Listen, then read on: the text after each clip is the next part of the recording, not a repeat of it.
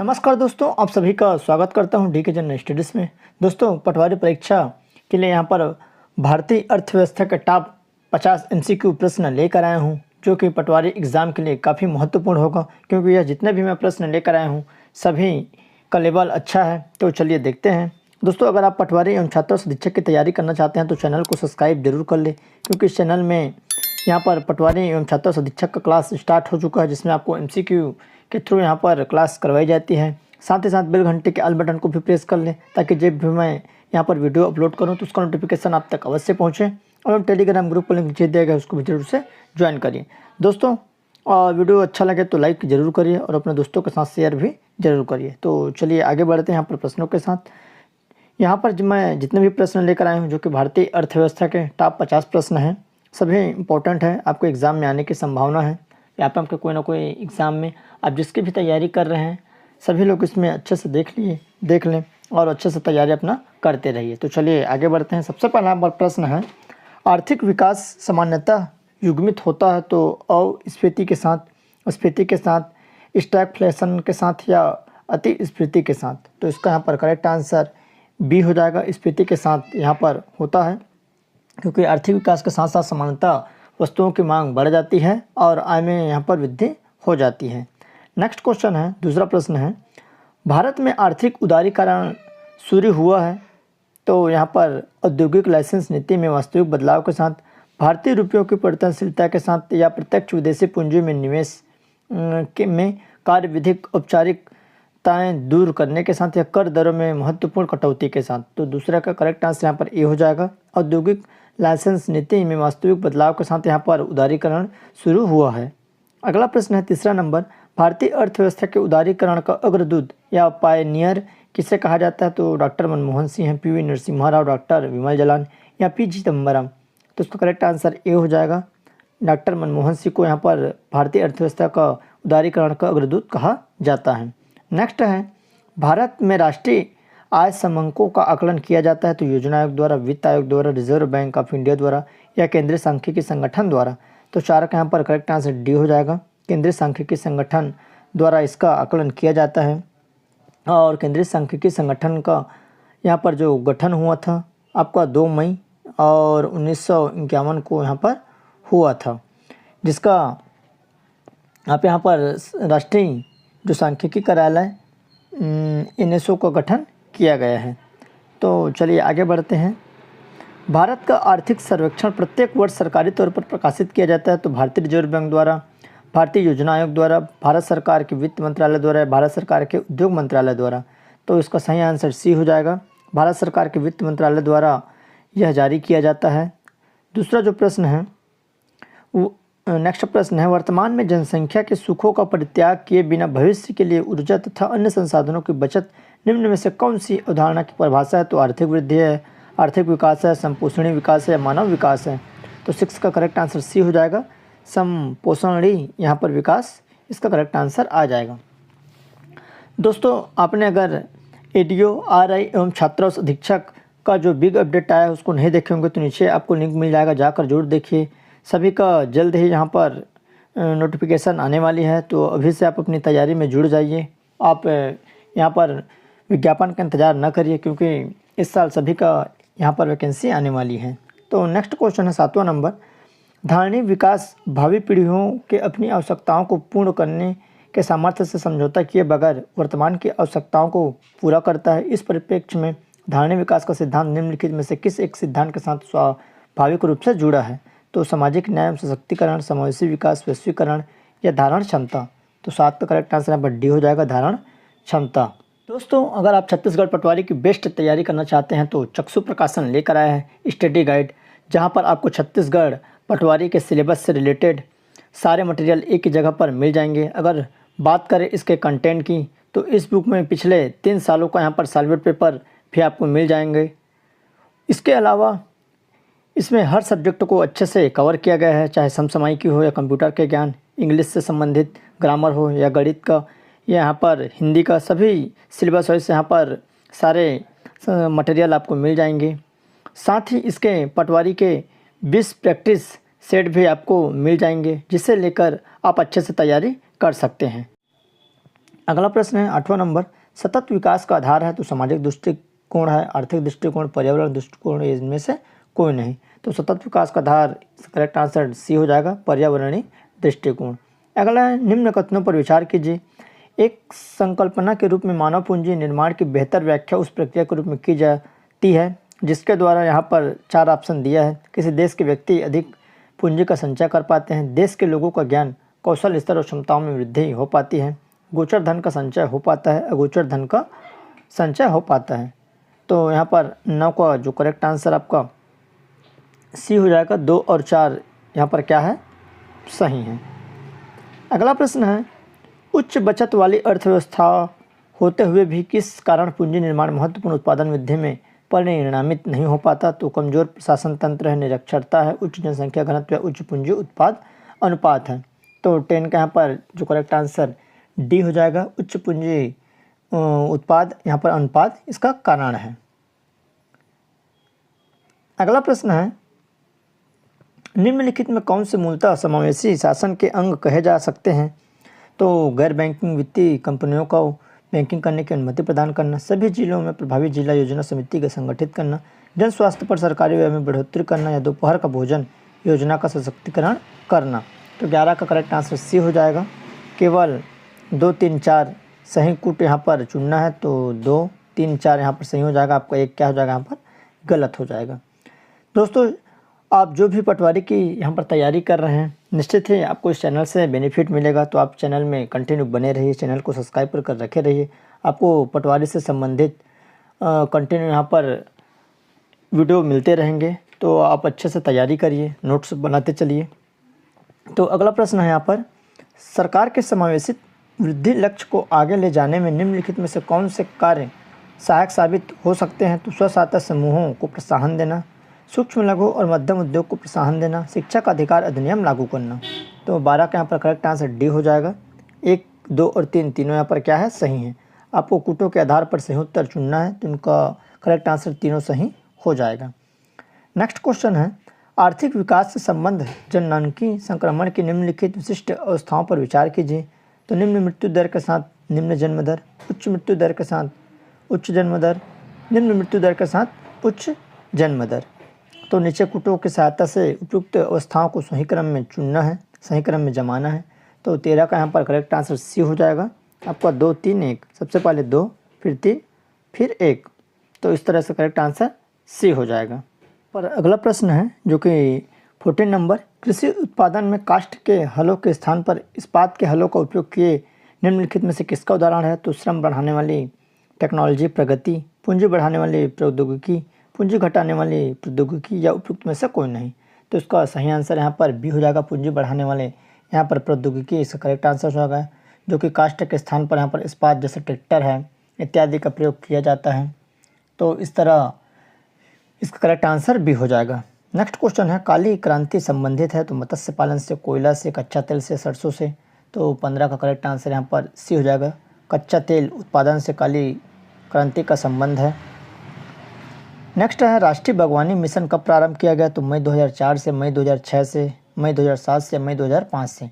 तो इसका correct answer यहाँ पर डी हो जाएगा, मई 2005 से इसका स्टार्ट किया गया है, जो कि राष्ट्रीय बागवानी मिशन का। तो दोस्तों यहाँ पर जो काली क्रांति संबंधित है सी कच्चा तेल से, और जो हरित क्रांति आपका आया था जो खाद्यान्न से संबंधित था। उसके बाद ग्रे क्रांति आपका उर्वरक से, साथ ही साथ गुलाबी क्रांति यहाँ पर झींगा या प्याज से इत्यादि सभी क्रांतियाँ आपको मालूम होनी चाहिए, क्योंकि इनमें से कोई सा भी एग्ज़ाम में पूछा जाता है। तो चलिए आगे बढ़ते हैं। राष्ट्रीय खाद्य सुरक्षा अधिनियम 2013 के अधीन बनाए गए उपबंधों के संदर्भ में निम्नलिखित कथनों पर विचार कीजिए। तो यहाँ पर 3 कथन दिया गया है, तो तीनों कथन में से सही आंसर हमको बतानी है। तो इसका जो 17 का करेक्ट आंसर बी हो जाएगा, केवल 2 सही हैं। मतलब परिवार में 18 वर्ष या उससे अधिक उम्र की सबसे अधिक उम्र वाली महिला ही राशन कार्ड निर्गत करने किए जाने के प्रयोजन से परिवार के मुखिया होंगे। नेक्स्ट क्वेश्चन है राष्ट्रीय खाद्य सुरक्षा मिशन का उद्देश्य निम्नलिखित में से कौन सा नहीं है। तो उच्च उत्पादक किस्म के बीजों का वितरण, सुधारीकृत उत्पादक तकनीकी का निर्देशन, साख सुविधाओं को सुदृढ़ करने या फसलों की नई विकसित किस्मों का प्रचार प्रसार करना। तो 18 का यहाँ पर करेक्ट आंसर आपका हो जाएगा, सी हो जाएगा, साख सुविधाओं को यहाँ पर सुदृढ़ करना इसका सही आंसर हो जाएगा, मतलब कौन सा नहीं है। बाकी यहाँ पर ये आपका क्या हो जाएगा, बाकी सब सही हो जाएगा।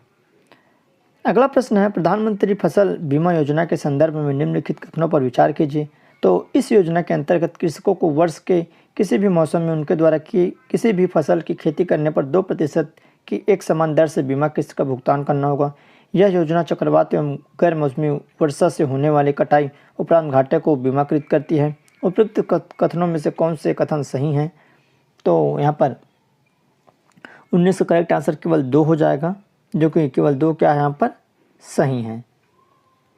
अगला प्रश्न है 20वां नंबर, भारत में कृषि उत्पादों के बाजार को किसके अधीन विनियमित किया जाता है? तो आवश्यक वस्तु अधिनियम 1955, राज्यों द्वारा अधिनियमित कृषि उत्पादन विपणन समिति अधिनियम, कृषि उत्पाद अधिनियम 1937, खाद्य उत्पाद आदेश 1956 एवं मांस तथा खाद्य उत्पाद आदेश 1973। तो यहाँ पर 20 का करेक्ट आंसर बी हो जाएगा, जो कि सही हो जाएगा आपका, राज्यों द्वारा अधिनियमित कृषि उत्पादन विपणन समिति के अधीन।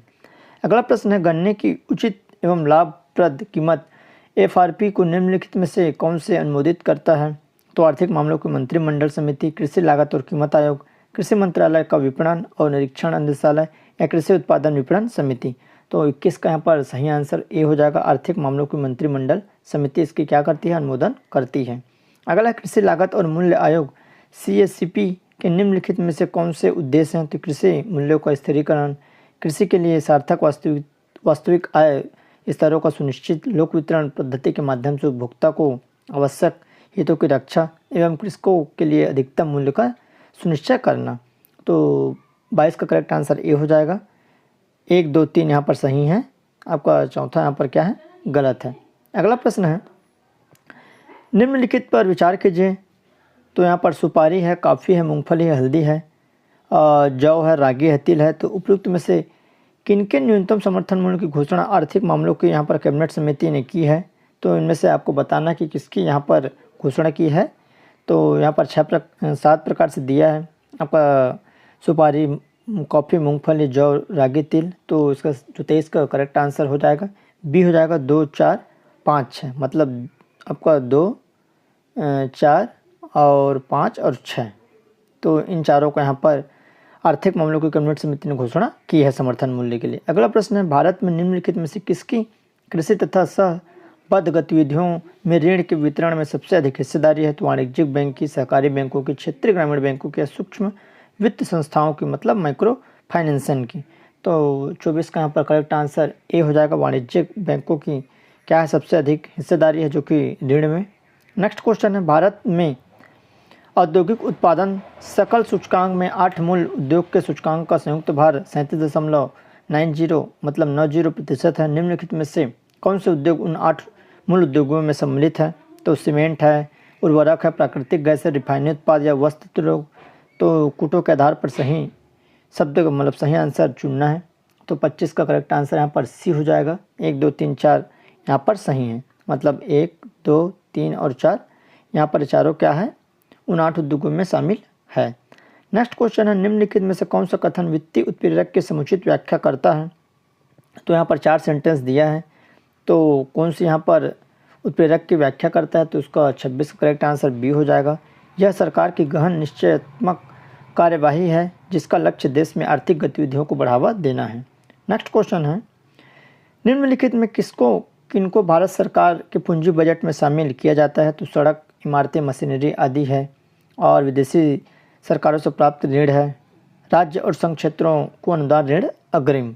तो 27 का यहाँ पर जो सही आंसर हो जाएगा डी हो जाएगा, 1, 2, 3 यहाँ पर तीनों क्या है, तीनों को शामिल किया जाता है भारत सरकार के पूंजी बजट में।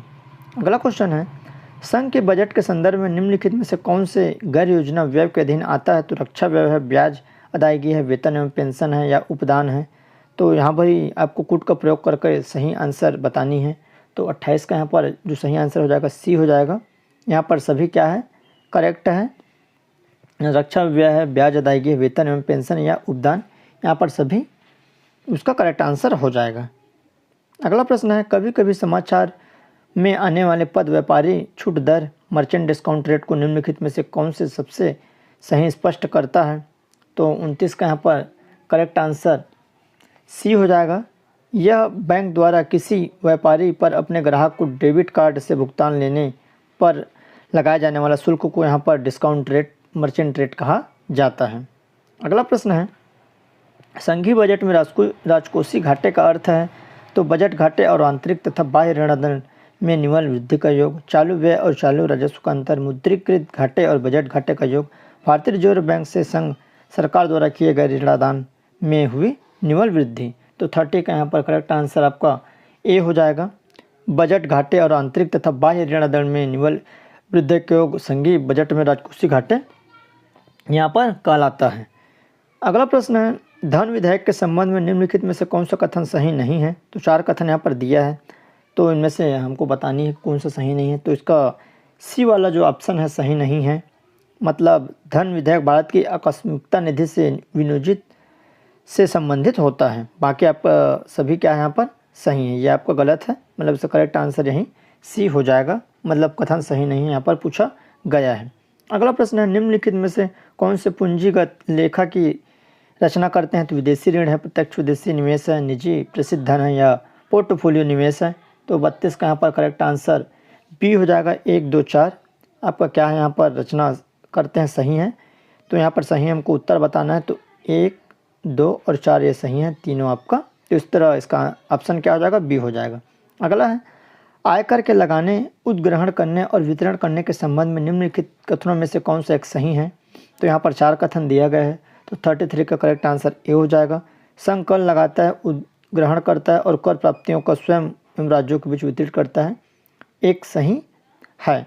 तो निम्नलिखित कथनों में कौन सा एक सही है, ये ए वाला ऑप्शन सही है, बाकी तीनों आपका क्या है, गलत है।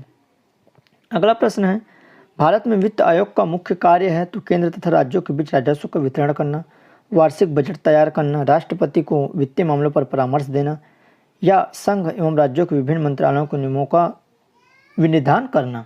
तो 34 का यहाँ पर करेक्ट आंसर ए हो जाएगा। भारत में वित्त आयोग का मुख्य कार्य क्या है, आपका केंद्र एवं राज्यों के बीच राजस्व का वितरण करना इसका मुख्य कार्य होता है। जितने भी मैं प्रश्न बता रहा हूँ मोस्ट इंपॉर्टेंट है, ऐसे ही प्रश्न आपको कंटिन्यू इस चैनल में मिलते रहेंगे। तो चैनल को आप जरूर से सब्सक्राइब कर लें और बेल घंटे के ऑल बटन को भी प्रेस कर लें, ताकि जब भी मैं इसी तरह की कोई नया वीडियो अपलोड करूँ तो उसका नोटिफिकेशन आप तक अवश्य पहुँचे। क्योंकि अगर आप बेल नोटिफिकेशन नहीं दबाएंगे तो आप तक वीडियो नहीं पहुँच पाएगी। नेक्स्ट क्वेश्चन है, किस समिति ने धारा 88 के अंतर्गत मिलने वाली कर राहत खत्म करने की सिफारिश की थी। तो सोम समिति, चलैया समिति, रंगराजन समिति या केलकर समिति। तो इसका करेक्ट आंसर डी हो जाएगा। केलकर समिति ने धारा 88 को हटाने के लिए इसकी सिफारिश की थी। अगला क्वेश्चन है, निम्नलिखित कथनों पर विचार कीजिए। यहाँ पर 3 कथन दिया है। राष्ट्रीय विकास परिषद योजना आयोग का एक अंग है। आर्थिक और सामाजिक योजना को भारत के संविधान की समवर्ती सूची में रखा गया है। भारत का संविधान यह विहित करता है कि पंचायतों को आर्थिक विकास एवं सामाजिक न्याय की योजना बनाने का कार्यभार दिया जाना चाहिए। तो नीचे कुट का प्रयोग करके सही उत्तर हमको बतानी है। तो इसका जो 36 का करेक्ट आंसर बी हो जाएगा। आपका केवल 2 और 3 क्या है यहाँ पर सही है। अगला प्रश्न है, वर्तमान में भारत की योजनाओं में सार्वजनिक व्यय हेतु अधिकतम साधन कहाँ से जुटाए जाते हैं। तो वर्तमान प्राप्तियों से, विदेशों से, सार्वजनिक उद्योगों से या ऋणों से। तो 37 का करेक्ट आंसर यहाँ पर डी हो जाएगा। ऋणों से यहाँ पर जुटाए जाते हैं, जो कि विदेशों से आपको ऋण लिया जाता है। अगला प्रश्न है, योजना में कोर सेक्टर का तात्पर्य है। तो कृषि है, रक्षा है, लोहा इस्पात या चयनित आधारभूत उद्योग है। तो कोर सेक्टर का क्या तात्पर्य है, तो उसका करेक्ट आंसर डी हो जाएगा, जो कि चयनित आधारभूत उद्योग को यहाँ पर कोर सेक्टर कहा जाता है। तो ये जो अर्थव्यवस्था के दीर्घकालिक आर्थिक विकास की दृष्टि से विशेष महत्व रखते हैं और कोर सेक्टर श्रेणी में 8 प्रकार के आधारभूत उद्योगों को रखा गया है।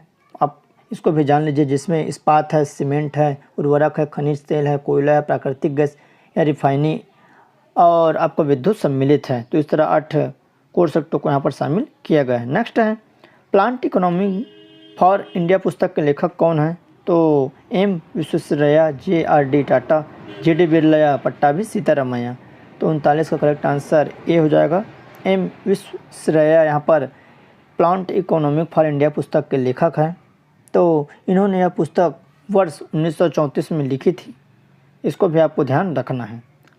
अगला प्रश्न है, भारत के संदर्भ में मुद्रा संकट के जोखिम को कम करने में निम्नलिखित में से किस कारकों का योगदान है। तो भारत के IT सेक्टर के विदेशी मुद्रा का अर्जन करना, सरकारी व्यय के बढ़ने का, विदेशस्थ भारतीयों द्वारा भेजे गए धन का। तो यहाँ पर 40 का जो करेक्ट आंसर बी हो जाएगा। केवल 1 और 2। भारत के आईटी सेक्टर की विदेशी मुद्रा अर्जन करने का और सरकारी व्यय को बढ़ाने का। अगला प्रश्न है, भारत के ग्रामीण क्षेत्र में प्रति व्यक्ति प्रतिदिन 32 रुपये उपभोग व्यय तथा शहरी क्षेत्र में 47 रुपये प्रतिदिन व्यक्ति उपभोग व्यय गरीबी रेखा का निर्धारण किसने किया था? तो HD तेंदुलकर समिति, रंगराजन समिति, मुंटक अहलुवालिया या यशवंत सिन्हा समिति। तो इसका सही आंसर यहाँ पर बी हो जाएगा। रंगराजन समिति ने इसकी क्या की थी? निर्धारण किया था। अगला प्रश्न पर 42वां नंबर क्वेश्चन है, निम्नलिखित कथनों पर विचार कीजिए। तो भारतीय राष्ट्रीय भुगतान नियम, नेशनल पेमेंट कॉरपोरेशन देश में वित्तीय समावेश के संवर्धन में सहायता करती है और NPCI ने एक कार्ड भुगतान स्कीम रुपए प्रारंभ किया है। तो उपयुक्त कथनों में सही बताना है। तो ये दोनों कथन यहाँ पर क्या है? सही है। दोनों आपको क्या है? सही है। तो उसका करेक्ट आंसर क्या हो जाएगा? आपका सी हो जाएगा। 1 और 2 दोनों क्या है? सही है 42 का। उसके बाद नेक्स्ट क्वेश्चन है, भारत में लघु वित्त बैंक SFBS को स्थापित करने का क्या प्रयोजन है? तो लघु व्यवसाय इकाइयों को ऋण की पूर्ति करना, लघु और सीमांत कृषकों को ऋण की पूर्ति करना, युवा उद्यमियों को विशेष ग्रामीण क्षेत्रों में व्यापार स्थापित करने के लिए प्रोत्साहित करना। तो इसका करेक्ट आंसर ये हो जाएगा। केवल 1 और 2 क्या है? इसका सही है। अगला क्वेश्चन है, एकीकृत भुगतान अंतर्पृष्ठ UPI को कार्यान्वित करने के लिए निम्नलिखित में से किसके होने की सर्वाधिक संभावना है? तो ऑनलाइन भुगतानों के लिए मोबाइल वॉलेट आवश्यक नहीं होंगे। लगभग 2 दशकों में पूरी तरह भौतिक मुद्रा का स्थान डिजिटल मुद्रा ले लेगी। FDI अंतर्वाह में भारी वृद्धि होगी। निर्धन व्यक्तियों को उपादानों का प्रत्यक्ष बहुत लाभकारी यहाँ पर मिलेगा। तो 44 का यहाँ पर करेक्ट आंसर ए हो जाएगा। ऑनलाइन भुगतानों के लिए मोबाइल वॉलेट आवश्यक नहीं होंगे। तो इसका करेक्ट आंसर यहाँ पर ए हो जाएगा। अगला प्रश्न है, कभी कभी समाचारों में आने वाले बिटकॉइन के संदर्भ में निम्नलिखित में से कौन सा सही है? तो बिटकॉइन के संबंध में सही बतानी है। तो यहाँ पर बिटकॉइन की खोज खबर देशों के केंद्रीय बैंकों द्वारा रखी जाती है। बिटकॉइन के पते वाले कोई भी व्यक्ति बिटकॉइन के पते वाले किसी अन्य व्यक्ति को बिटकॉइन भेज सकता है या उसे प्राप्त कर सकता है। तीसरा है, ऑनलाइन अदायगी दोनों तरफ में से किसी भी तरफ की पहचान जाने किए बिना की जा सकती है। तो 45 का करेक्ट आंसर बी हो जाएगा। आपका 2 और 3 सही हैं, बाकी आपका 1 क्या है? गलत है। अगला प्रश्न है, निम्नलिखित तरल परिसंपत्तियों पर विचार कीजिए। तो बैंकों के पास जमा, बैंकों के पास आवधिक जमा, बैंकों के पास बचत जमा या करेंसी। तो इन परिसंपत्तियों का तरलता से घटते हुए क्रम में सही अनुक्रम बतानी है। तो उसका करेक्ट आंसर यहाँ पर डी हो जाएगा, जो कि आपका क्या है? सही है। 4, 1, 3, 2।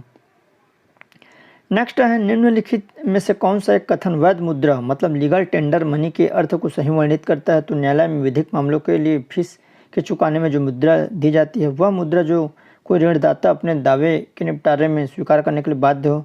चेक, ड्राफ्ट, विनिमय बिल आदि के रूप में बैंक मुद्रा, किसी देश में चलन में धातु मुद्रा।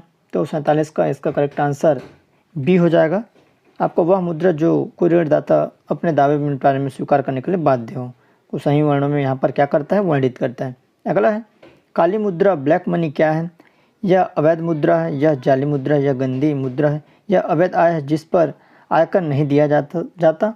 तो उसका करेक्ट आंसर यहाँ पर डी हो जाएगा। यह एक अवैध मुद्रा है जिस पर टैक्स या आयकर नहीं दी जा सकती, जिन्हें यहाँ पर ब्लैक मनी कहा जाता है, आप सभी को मालूम होगा। अगला प्रश्न है, मुद्रास्फीति के कारण है? तो वस्तुओं का मूल्य बढ़ना, वस्तुओं का मूल्य गिरना, विनिमय दर में सुधार होता है या उपरोक्त ए और बी दोनों सही हैं। तो 49 का करेक्ट आंसर यहाँ पर डी हो जाएगा। मुद्रास्फीति का यहाँ पर जो कारण होता है, वस्तुओं का मूल्य भी बढ़ता है और वस्तुओं का मूल्य भी गिरता है। नेक्स्ट है 50वां प्रश्न, निम्नलिखित में से कौन सा भारत में मुद्रास्फीति के प्राकलन की सबसे प्रचलित माप है? तो मूल्य सूचकांक, थोक मूल्य सूचकांक, उपभोक्ता मूल्य सूचकांक या औद्योगिक वस्तुओं का मूल्य सूचकांक। तो 50 का करेक्ट आंसर बी हो जाएगा, थोक मूल्य सूचकांक, जो कि मुद्रास्फीति के प्राकलन के सबसे प्रचलित माप है। तो दोस्तों, इस तरह यह आपके अर्थव्यवस्था के 50 IMP प्रश्न जो आपके एग्ज़ाम में आने की संभावना यहाँ पर रहेगी। और इसी तरह आप पटवारी की तैयारी और छात्रावास और जितने भी व्यापम के एग्ज़ाम जो भी आने वाली है, सभी का यहाँ पर आपको तैयारी करवाई जाएगी। तो चैनल को आप सब्सक्राइब जरूर कर लें, साथ ही साथ बेल घंटे के आल बटन को भी प्रेस कर लें और वीडियो अच्छा लगे तो लाइक ज़रूर करिए। तो चलिए दोस्तों, धन्यवाद।